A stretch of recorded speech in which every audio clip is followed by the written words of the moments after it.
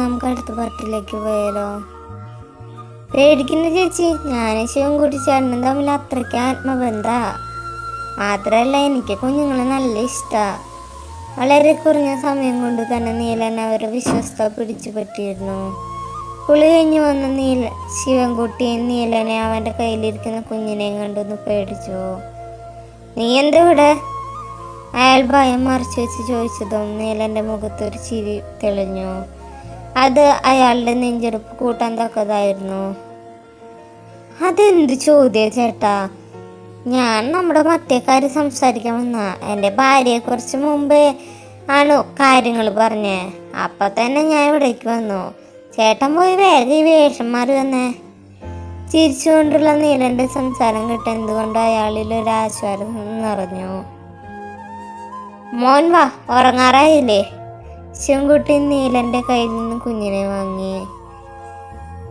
ഈ മാമൻ നന്നായി പാട്ട് പാടും ചാച്ച, നല്ല രസം കേൾക്കാൻ. ഒരു പാട്ട് കൂടെ പാടാൻ പറ ചാച്ച. മാമൻ പിന്നെ പാടിത്തരാം, മോനിപ്പൊ പോയി കിടന്നുറങ്ങിക്കോ, നീലൻ പറഞ്ഞു. കുഞ്ഞ് തലയാട്ടി. ആ സ്ത്രീ നീലനെ നോക്കി ഒന്ന് ചിരിച്ച് കുഞ്ഞുമായി അകത്തേക്ക് പോയി. പിന്നാലെ ശിവൻകുട്ടിയും. ഒരു മുണ്ട് ഷർട്ട് എടുത്തിട്ട് അയാൾ വേഗം തിരിച്ചു വന്നു. എന്താ നിന്റെ ഉദ്ദേശം? ശിവൻകുട്ടി ചോദിച്ചു. പ്രത്യേകിച്ചൊന്നുമില്ല, ചേട്ടൻ പറഞ്ഞ കാര്യങ്ങൾ ഒന്നുകൂടെ ഞാൻ ആലോചിച്ചു. ചേട്ടനെ പോലുള്ളവർ ഭീഷണിയായിട്ട് വരുമ്പോൾ നമ്മ പേടിക്കണമല്ലോ. ജീവനേക്കാൾ വലുതല്ലല്ലോ വീട്. അപ്പം നിനക്ക് ബുദ്ധിയുണ്ട്. ഇതാദ്യം ആവായിരുന്നില്ലേ? എന്തായാലും കുറച്ച് വൈകിയാണെങ്കിലും നല്ല ബുദ്ധി തോന്നിയല്ലോ, നല്ല കാര്യം. അപ്പം എങ്ങനെയാ ബാക്കി കാര്യങ്ങൾ? എന്നാ രജിസ്ട്രേഷൻ? അതിനു മുമ്പ് എനിക്ക് 1-2 കണ്ടീഷൻ പറയാണ്ടായിരുന്നു ചേട്ടാ. എന്ത് കണ്ടീഷൻ? അയാൾ സംശയത്തോട് ചോദിച്ചു. അത് ഇവിടെ വെച്ച് പറയാൻ പറ്റില്ല, നമുക്ക് കുറച്ച് മാറി നിന്നാലോ? അയാളൊന്ന് മൂളിക്കൊണ്ട് ഗേറ്റിന് പുറത്തേക്ക് നടന്നു. പിന്നാലെ നീലനും. കൊള്ളാലോടാ നിന്റെ വണ്ടി. നീലൻ്റെ താറിൻ്റെ ബോണറ്റിൽ തട്ടി അയാൾ പറഞ്ഞു. മറുപടിയായി നീലനൊന്ന് ചിരിച്ചു കൊടുത്തു. ഇനി പറ, എന്താ നിന്റെ കണ്ടീഷൻ? അയാൾ വണ്ടിയിൽ ചാരിയെന്നുകൊണ്ട് ചോദിച്ചു. എൻ്റെ ആദ്യത്തെ കണ്ടീഷൻ ഇതാണ്. അത് പറയില്ല. നീലൻ്റെ കൈ അയാളുടെ വലത് കവളിൽ പതിഞ്ഞു. ഇനി മേല എൻ്റെ ഭാര്യയുടെ കൺവട്ടത്തെ പൂവോ അവളെ ഭീഷണിപ്പെടുത്തുകയോ ചെയ്ത നീ 2 കാര്യം എണീറ്റ് നടക്കില്ല. ഇനി രണ്ടാമത്തെ കണ്ടീഷൻ. വീണ്ടും നീലൻ്റെ കൈ അയാളുടെ കവളിൽ പതിഞ്ഞു. അത് എൻ്റെ വീടാ, ചെമ്പകശ്ശേരിയിൽ ധ്രുവ കാർത്തികേയൻ്റെ വീട്. ആ വീടിന് മേൽ ഇനി നിന്റെ കണ്ണ് വേണ്ട. ഡോ! അയാൾ ആദ്യത്തെ ഒരു ഞെട്ടം മാറിയത് നീലന് നേരെ അലറി. അടുത്ത നിമിഷം നീലൻ അവളുടെ കഴുത്തിന് പിടിച്ച് താറിൻ്റെ ബോണറ്റിലേക്ക് ചേർത്തു. അധികം അലറി നാട്ടുകാരെ കൂടി അറിയിക്കണ്ട.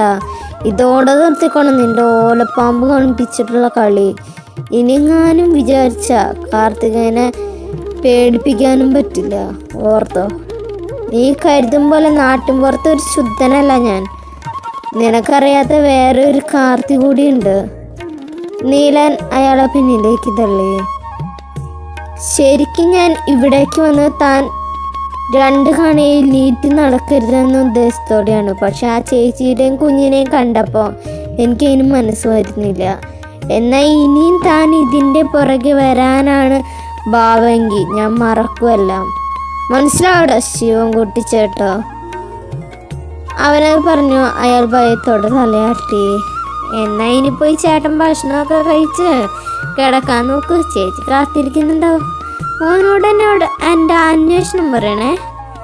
അയാളുടെ ചുളുങ്ങിയ ഷർട്ട് ശരിയാക്കിക്കൊണ്ട് കാർത്തി വണ്ടിയിൽ കയറി.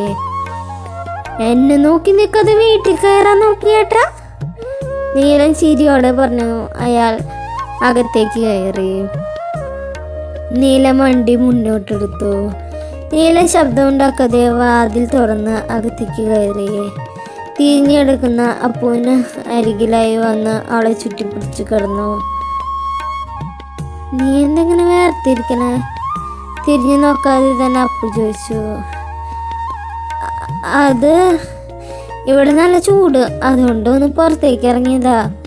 പുറത്ത് അതിനേക്കാൾ ചൂടാ, അങ്ങനെ വിയർത്തതായിരിക്കും. അത് പറഞ്ഞ നീലൻ ഷർട്ട് അഴിച്ചിട്ട് വാഷ്റൂമിൽ പോയി മുഖവും കാലും കഴുകി വന്നു. ഈ ഫാനിന്റെ സ്പീഡ് കൂട്ടിയിട്ടാലും പുറത്ത് വണ്ടി സ്റ്റാർട്ട് ചെയ്യുന്ന ശബ്ദം കേൾക്കുമല്ലേ. അപ്പോൾ അവന് നേരെ തിരിഞ്ഞു നടന്നു. അറിയില്ല, ചിലപ്പോൾ നിനക്ക് തോന്നിയതായിരിക്കും, നീ ഉറങ്ങിയതല്ലേ, പിന്നെ എപ്പോഴാണ് ഉണർന്നത്? പുറത്തെന്തോ വണ്ടിയുടെ ശബ്ദം കേട്ട പോലെ തോന്നിയപ്പോൾ ഉണർന്നതാ. അടുത്ത് നീ ഇല്ലാത്ത പോലെയും തോന്നി. വാതിലാണെങ്കിൽ ആരോ ലോക്ക് ചെയ്ത പോലെയും തോന്നി. ചിലപ്പോൾ എൻ്റെ തോന്നലായിരിക്കൂല്ലേ. അപ്പോൾ പറയുന്നത് കേട്ട് നീലൻ അവളെ ഒന്ന് കൂർപ്പിച്ച് നോക്കിയത്. അപ്പു ചിരിയോടെ അവൻ്റെ താടിയിലൂടെ വിരലോടിച്ചു. എന്താടി?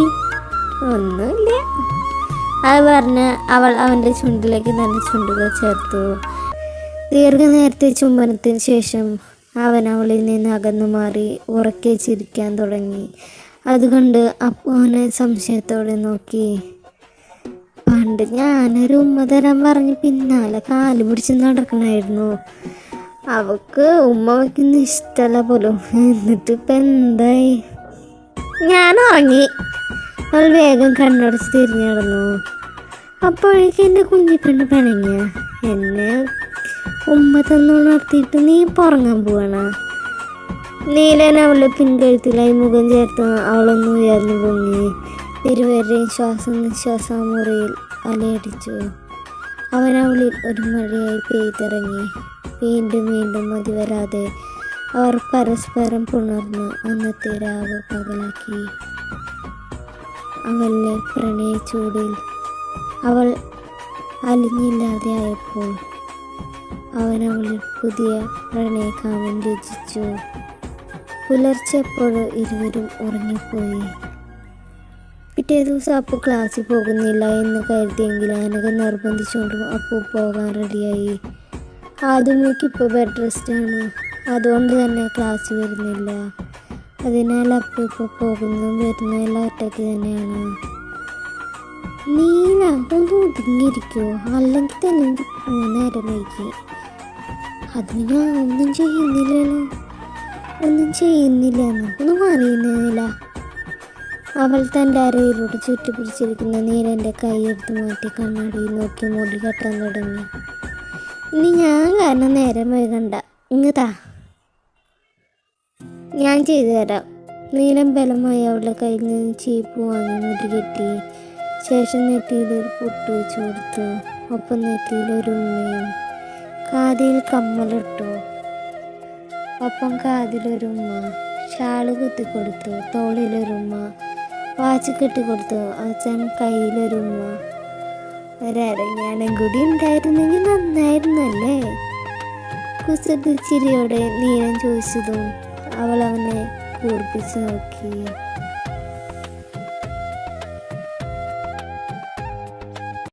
എല്ലാവർക്കും നന്ദി. പുതിയൊരു വീഡിയോ ആയിട്ട് നാളെ കാണാം. അപ്പോൾ നല്ലൊരു ദിവസം നേരുന്നു. Thank you.